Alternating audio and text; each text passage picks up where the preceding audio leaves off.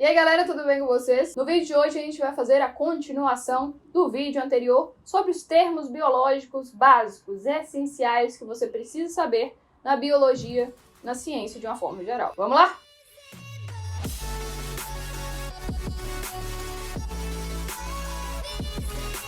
No vídeo anterior você aprendeu o que são células, ou seja, a menor unidade que nós temos no nosso organismo. Aquela que, naquele mínimo ambiente, consegue fazer todas as reações químicas, todas ali as interações que a gente precisa para manter nosso corpo funcionando. Aprendeu o que é um DNA, que normalmente fica dentro das células, e ele serve para ditar as suas características, tanto externas quanto internas. Aprendeu o que são seres unicelulares e multicelulares. Unicelulares são aqueles seres que só possuem uma célula, enquanto os multicelulares ou pluricelulares são aqueles seres que possuem muitas células. Aprenderam também o que é uma célula procarionte e eucarionte, procariótica e eucariótica. E procarionte são aquelas células mais simples, sem organelas, sem carioteca, envoltório nuclear, enquanto que as eucarióticas ou eucariontes são aquelas células mais complexas que têm muitas organelas, que possuem um núcleo ali individualizado, ou seja, formado ali bonitinho por um envoltório nuclear, uma membrana. Também vocês aprenderam o que são seres autótrofos e heterótrofos. Autótrofos, seres que produzem seu próprio alimento, como por exemplo as plantas, através do processo de fotossíntese. E também seres heterótrofos, ou seja, que não possuem seu próprio alimento, tem que ir atrás, tem que caçar, tem que se deslocar para poder se alimentar, como é o caso dos animais. E na aula de hoje a gente vai dar continuidade a essas palavras que são essenciais e muito vistas na biologia, na ciência de uma forma geral. Começando aí com fotossíntese. Lembra que eu falei que os seres autótrofos são aqueles que produzem seu próprio alimento? E eu dei exemplo das plantas? Pois então, as plantas, como eu disse, não precisam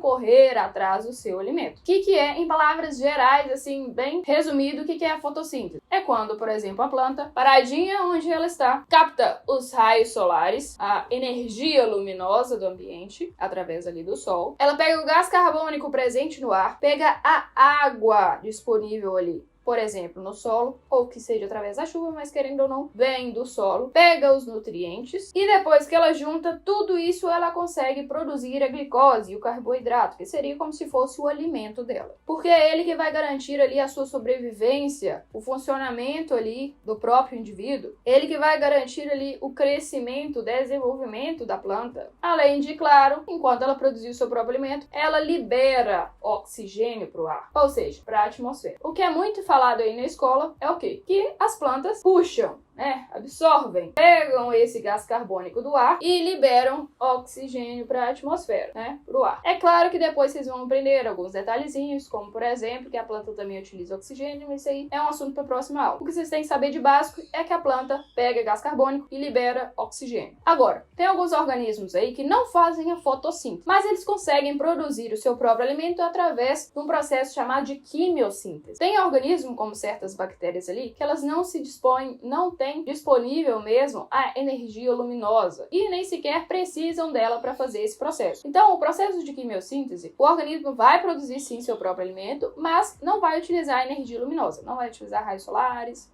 não vai utilizar. Esse processo aí, ele é muito utilizado, por exemplo, por organismos que ficam no fundo dos oceanos. No fundo ali dos oceanos não tem disponível a energia luminosa, porque justamente está muito profundo. Então, no caso, eles vão fazer o processo chamado de quimiossíntese. Tá, mas o que tem diferente? Na quimiossíntese, basicamente, esses organismos eles vão pegar ali a água, vão pegar o gás carbônico, mas eles também vão pegar a energia vinda da oxidação de compostos. Compostos químicos, por exemplo, como amônia, o sulfeto de hidrogênio, justamente pegar esses três componentes principais aí, componentes básicos, para poder produzir seu próprio alimento, para poder produzir algum composto orgânico que vai ser útil para ele, para sua sobrevivência. Outro termo muito comum, outra palavra muito comum aí na ciência, na biologia, seria a questão do espermatozoide e do óvulo. Muita gente, não sabe o que é, não sabe do que se trata, normalmente, principalmente os alunos mais novos precisam entender o que é isso. O espermatozoide é o gameta masculino, ou seja, aquela célula reprodutiva masculina. Essa célula, essa minúscula célula, ela é composta ali por um flagelo que garante o seu movimento e essa célula é produzida nos testículos do homem. E a partir do momento que esse espermatozoide, durante a relação sexual, ele encontrar com o óvulo, que no caso o óvulo é o gameta feminino, é a célula produzida lá nos ovários da mulher. A partir do momento que o espermatozoide do homem encontra com o óvulo da mulher, vai ocorrer um processo que a gente chama de fecundação, que nada mais é a união ali do espermatozoide com o óvulo. Quando há essa fecundação, essa união ali do espermatozoide com o óvulo, vai originar uma única célula, que no caso a gente chama de zigoto. Esse zigoto vai se desenvolver, vai começar a se multiplicar em várias células, formando o embrião, depois o feto, depois o bebê, que vai se desenvolver como um organismo completo. Nessa vibe aí de reprodução, relação sexual e tudo mais, a gente tem dois tipos de reprodução. A reprodução chamada de assexuada e a reprodução chamada de sexuada. Esses são os dois tipos principais de reprodução. A reprodução sexuada é essa que vocês já estão carecas de saber. Que no caso, por exemplo, uma relação ali de cães que estão cruzando é uma relação sexuada. Nesse tipo de reprodução, a gente tem o que? A participação do gameta, que seria o que a gente falou lá, ó, gameta masculino e feminino. Nos cães a gente também tem gametas, tanto do macho quanto da fêmea, que resultando ali da união, vai dar origem a filhote. Quando a gente tem esse gameta, a gente tem troca de material genético. Então, ou seja,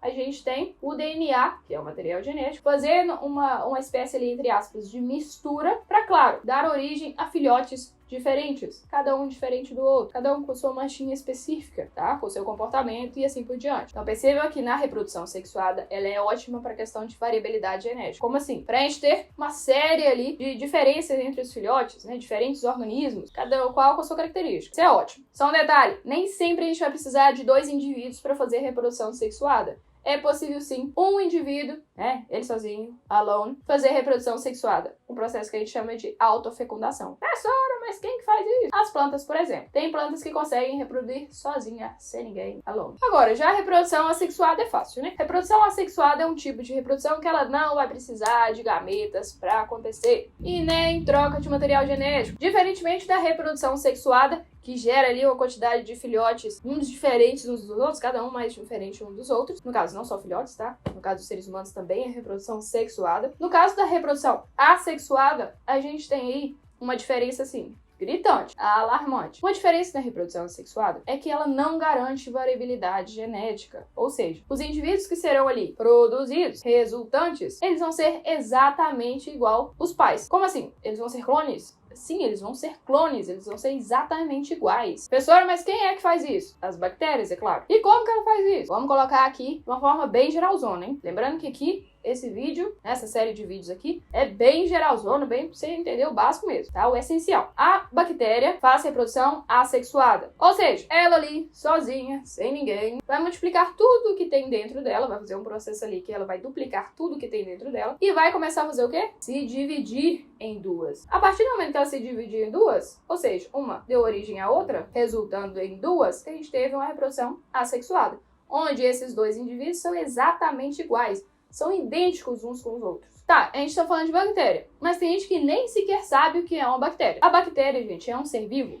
minúsculo, microscópico mesmo, ou seja, só dá pra ver através do microscópio. A bactéria é um ser bem simples. Eles não têm organelas dentro deles, não tem nem sequer núcleo. É bem assim, podrão mesmo. A bactéria tem mínimas coisas ali. Então a bactéria ali é um ser vivo bem simples que tem componentes ali específicos. Elas costumam viver ali juntinhas umas com as outras, né, em agrupamentos, né? Elas são sociáveis ali, todas as bactérias todas juntas ali, e elas têm ali vários tipos de formatos, tá? Cada um pode ter um formato diferente, e isso tem a ver com a espécie dela. Lembrando que espécies, como você já deve ter visto ali na escola, é um conjunto ali de organismos que tem a capacidade de reproduzir entre si e gerar descendentes férteis, ou seja, filhotes que são capazes também de poder se reproduzir. Então se a gente tem uma arara e um cachorro, eles podem cruzar entre si? Não, né? Misericórdia. Se eles não podem reproduzir entre si, se eles não podem gerar um filhote ali dos dois, então cada um é de uma espécie diferente, tá? Não confunda isso, cada qual com a sua espécie, beleza? Então, por exemplo, os cães. Os cães, eles podem reproduzir ali entre si e gerar filhotes. Então, eles são de uma espécie. A arara é outra espécie. O leão é outra espécie, beleza? Mas vale lembrar que a gente não pode subestimar as bactérias, até porque elas podem desempenhar uma ótima função em questão de funcionamento do nosso organismo, ou seja, tem bactérias que são ótimas para nós, para o nosso funcionamento do organismo, mas também tem aquelas bactérias ruins, que são aquelas que nos causam doenças. Então a gente tem bactérias boas e bactérias más, digamos assim, tá? Não são todas as bactérias que são ruins. E não menospreze elas, porque realmente elas têm funções importantes. Beleza, a gente falou de bactérias, mas a gente não falou dos vírus. Tem gente que não sabe o que são os vírus. Primeira coisa que você tem que saber é que os vírus não possuem células. Vírus é um ser vivo, mas que não possuem células. E eles são parasitas obrigatórios, ou seja, se eles querem reproduzir, eles precisam parasitar, eles precisam achar algum hospedeiro para eles poderem se reproduzir, senão eles não conseguem. Justamente porque o hospedeiro que ele está parasitando possui célula. Como ele não tem célula, ele precisa buscar alguém que tenha ali para parasitar e poder se reproduzir, se multiplicar. Então, por isso que a gente está cansado de saber aí sobre vírus que causam doenças, né? Porque são vírus que infectam, que invadem aí o nosso organismo, entram dentro das nossas células e começam a se multiplicar, se reproduzir descontroladamente, nos causando doenças. Então, gente, esse foi o vídeo de hoje. Espero que vocês tenham gostado e entendido direitinho. Qualquer coisa, comentem aqui embaixo. Vou colocar aqui na descrição alguns links úteis se vocês quiserem aprofundar nesse assunto. E eu espero vocês para a próxima aula. Vamos lá aprender biologia?